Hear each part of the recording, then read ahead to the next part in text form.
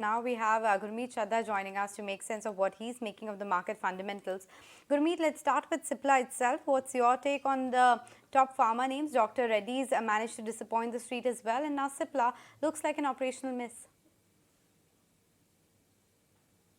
Yeah, it looks like. In fact, there was a anticipation that once even as Gautam was pointing out that there was an anticipation that the results would be better considering the numbers which were coming in other pharma spaces and the pricing pressure getting reduced. Also, they have a very solid respiratory portfolio. But probably needs to probably dwell more on the face of it. Looks a miss. Also needs to see what is the one time item which is reflecting exceptional loss of over 180 odd crores. So probably we'll review and take a call. But pharma in general, I think the valuations have been reasonable. You probably have to slice it further into what you want to look at it. I think branded generics is a good space. We saw a very good listing of Mankind this week, followed by some negative news on the other side of the business. And then you have this couple of good results in the CDMO API businesses. Syngene reporting very good numbers, Newline reporting good numbers, and then Loris had a soft quarter. So I think you got to be selective. But this is a lumpy business, the CDMO business, and you need to focus more on what are the molecules which have got commercialized, and if any of that can become really big and add significantly to top line and bottom line. And maybe, I'm a little interested more even in the hospital space. I think that's another space we are tracking closely, including Apollo and Max Healthcare.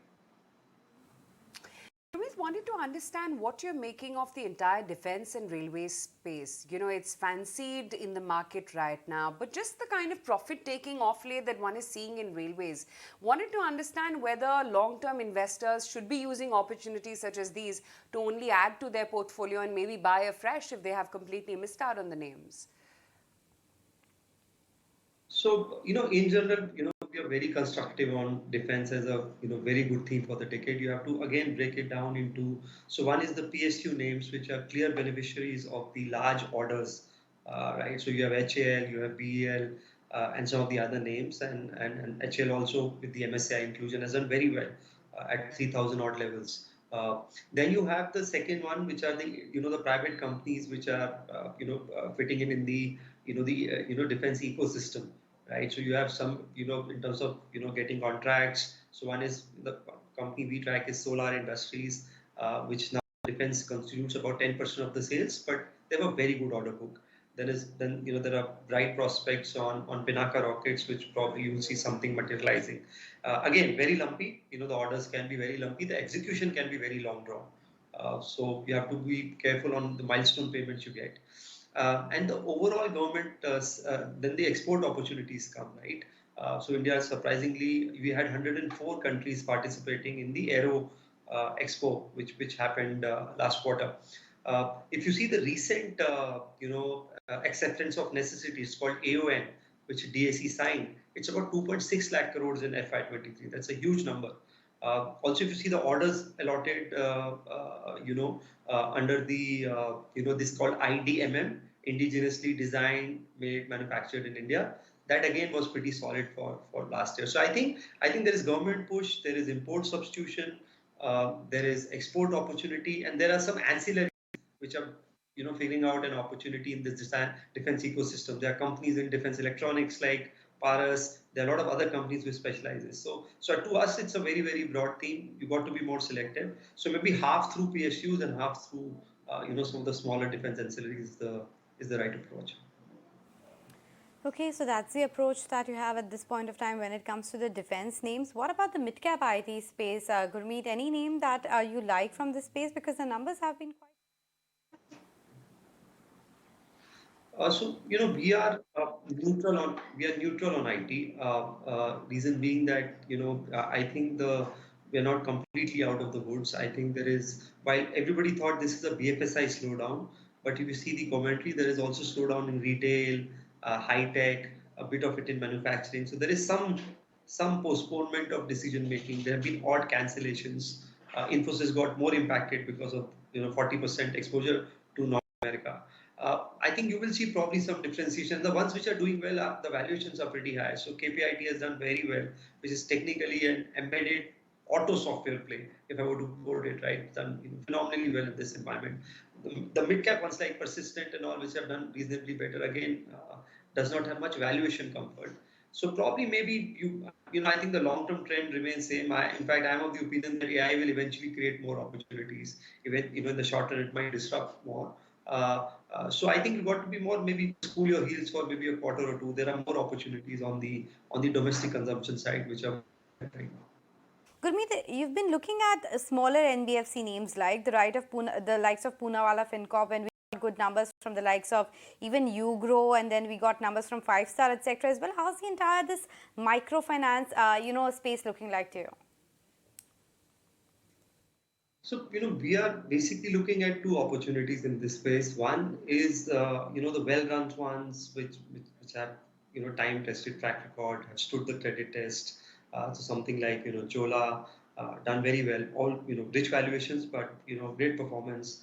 All loan portfolios coming back. Differentiation in cost of funds too. Then we like this, smaller NBFCs which are using the digital ecosystem pretty well. And are more small in size. So something like which you mentioned, Poonawalla FinCorp, 81% direct digital lending now in the portfolio. Legacy book largely behind. Cost of funds come down significantly because now they're AAA rated. Then we like this affordable housing segment. This space doesn't compete with banks too much. So Home First, even some of the the small savings bank, they provide credit in tier 3, tier 4 towns to basically investors who are not in the formal credit circle. They were more relying on the informal lenders. I interacted with a lot of people from AU, Equitas, doing some great work. They're disbursing 5 lakh micro labs to, let's say, a Kirana store in a tier 3 town, which banks usually won't go. And the banks then buy, some of the affordable housing loan portfolio as part of the PSL, right? So it's more good collaboration. There's no competition here. So these are the pockets we like, but these are again high risk investments. One pocket which we tend to avoid is gold finance. I think that's where banks will probably they put the heat on to some of the gold finance NBFCs. So something like HDFC, for example, post merger just has a 0.5% market share in gold loans. I think the banks can really ramp it up there, so the yields can come under pressure. So that's one pocket we avoid. Microfinance also largely avoid. Good digital ecosystem, affordable housing. That's what we like. In the NBFC space. Vedanta numbers out shortly. We just have the PAT number for, with us from agencies. 1880 crore rupees on the PAT is what Vedanta has delivered. Stock under pressure, down 2%, as is the rest of the metals pack as well. Gurmeet, since we've got a bit of a color now coming in for how FY24 is likely to pan out from large part of India Inc., which has already delivered its numbers, wanted to understand from you, what themes do you think are going to take center stage in the market in this fiscal? Two, three ones are. So we are, I don't think so. The 960 EPS, I think, should broadly be stable this year, assuming we do hit 11% nominal growth. So banks, auto clearly now offsetting the negative impact of IT. So I think we should be able to grow earnings at maybe 13 to 15% in that range. So I think banks clearly, I think, for at least for in the more short to medium term, look good. Credit growth in March also was 15.7%. What I also like is if you see a look at the restructured pool, the ESL provisioning, the SMA 1-2 book, I think looks broadly under control, plus the provisioning, which means that future credit shocks would be lesser. That's what you worry in a bank, in terms of rising credit cost once the cycle turns. So I think those are there. Auto, I think, will have a good year. I mean, I think we probably chip shortage, the pricing power is coming back, raw material cost is come down, and genuinely good launches. I think everybody has a very good portfolio, both on the petrol diesel side as well as the new age energy side. So that's, I think, on then there are niche themes. We discussed defense. I think housing. I think demand remains very robust. So you can play it through building material. The Polycab recently reported great numbers, just an hour back. Just see the volume growth in cables and wires. and they maintain margin. Which so a lot of companies who are able to, who were suffering due to raw material cost will probably start getting some margins back this year. So that's what we like, and some of the niche names, select. So I think in a market which is 18, 19 times forward, it's more a stock pickers market. You had good numbers in Newland, you had poor numbers in Loris. You had good numbers in some of the banks. You had pretty average numbers in some of the PSUs. So I think it's more of a stock picking year this year, and just be anchored to earnings. I think that's the safest way to play till interest rates start coming off. Okay, but coming back to the markets and discussing what's happening in these individual names, Gurmeet, what's your take on Zomato and this entire ONDC buzz that we are hearing? Do you think it could really be a threat or a big competition to Zomato? I personally think it's a little early. A lot of people are calling it the UPI moment in payments, UNDC. We don't know how these companies will pivot. My own sense is that probably companies need to relook at their business models, and maybe there was a time where size was the differentiator. I think we're probably entering a time where people who shrink and pivot, uh, better would probably survive. So even in, let's say, for example, Zomato, less than 10% contribute to 75% of the orders, right? At some point of time, they need to probably relook at Blinkit and the food delivery and grocery business also, because that's a cash guzzler across. I've not seen many companies make money on that, and need to pivot. They have a great delivery channel. They have their own riders, huge access to data base, and there's a lot of value addition which is happening. So a lot of the companies need to pivot, and just because the stock is down doesn't make it a value buy. We are not in an environment where interest rates are likely to come off quite quickly. Inflation is sticky, so it will be long drawn. I would broadly tend to avoid a lot of these new age companies. But if somebody shows turnaround, pivots, starts making cash flows, I think, and the other thing is there is more shake-up left in the private market. We saw Vanguard, downgrading the valuations, Invesco downgrading the valuations for Swiggy, Vanguard for Ola. There's some news on Oyo also seeing 50% reduction in the valuation. So I think there's a lot of shake-up left in the private market, which will have again some impact on the listed players. So I think for me it's a wait and watch for now. Right. Just taking a leaf out of that, from the larger consumption basket, Gurmeet, and especially the urban consumption trend. I mean, the likes of a Trent, ABFRL, what one has already seen with a Manyavar, for instance. From this large extension and bucket, where is it that you find comfort? Because, while everyone's convinced about the story, the other thesis is about valuation, whether the growth numbers are going to justify the valuations these stocks are already quoting.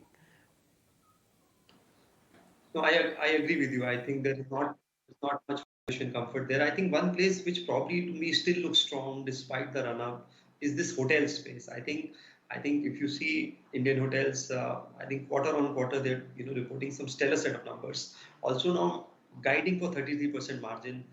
The model is now asset light with probably pivoting towards 60% owned and 40% in terms of management contracts. That's what they're headed to, and maintaining those kind of margins. I've not seen these kind of occupancy rates and ARRs. So I was checking with some local people in Indian hotels. A lot of leisure locations like Goa, etc. The average room tariffs have been upwards of 30,000, and throughout the year. I mean, hardly any drop there. Something like maybe a Lemon Tree, they have almost 600 room capacity coming up at Otrea, which is the Mumbai airport. Plus this year you have G20 Men World Cup, a lot of events lined up. So I think earnings are going to be pretty strong. A lot of operating leverage will pay out, but valuations are slightly on the higher side. Indian is probably 35, 40 times forward, and maybe Lemon Tree is about 27, 28 times. But I think there is earning support here, and maybe QSR. I think that's one basket I like more for a long term, which I think that our cooking time eventually is only headed lower.